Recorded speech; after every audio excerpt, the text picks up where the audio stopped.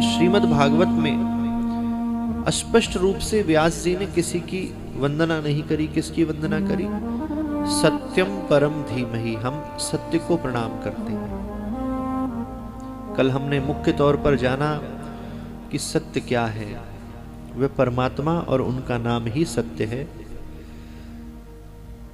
भगवान श्री कृष्ण, भगवान राम, भगवान शिव, इन सब की वंदना व्यास जी ने शायद इसलिए नहीं करी कि जिनके इष्ट भगवान कृष्ण हैं वही भक्त इसे दिलचस्पी से सुनते।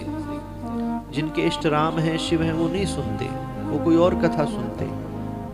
लेकिन जब बात सत्य की आती है तो चाहे आपके इष्ट किसी भी रूप में हो, वह सत्य ही हैं। चाहे शिव हैं, चाहे राम हैं, चाहे कृष्ण हैं, वह सब सत्य हैं। इसलिए ऐसी अद्भुत कथा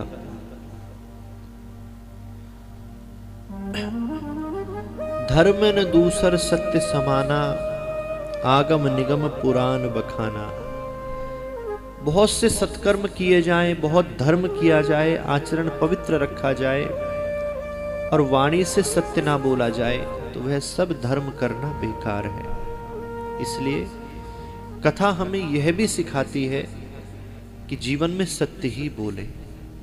लेकिन कई बार ऐसी सिचुएशन आती है कि सत्य बोलने पर सामने वाले का घर भी बर्बाद हो सकता है। उस स्थिति में क्या करें? झूठ बोलें? नहीं, उस स्थिति में हम मौन हो जाएं, हमें नहीं पता कुछ भी।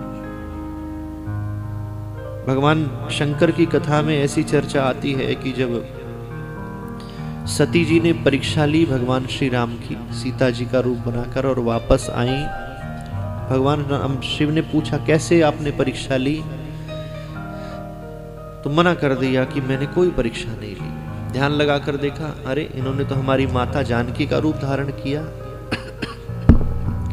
तो इन्हें तो मैं पत्नी के रूप में स्वीकार नहीं कर सकता। सामने आसन दे दिया, लेकिन मुख से नहीं कहा कुछ भी कि मैं आपका त्याग कर रहा हूं। समाधि में चले गए 87,000 वर्ष के लिए। तो कई बार कोई अप्रिय सत्य है जिससे सामने वाले को दुख हो सकता है या उसकी हानि हो सकती है, तो उस समय हमें क्या करना है? मौन हो जाना है।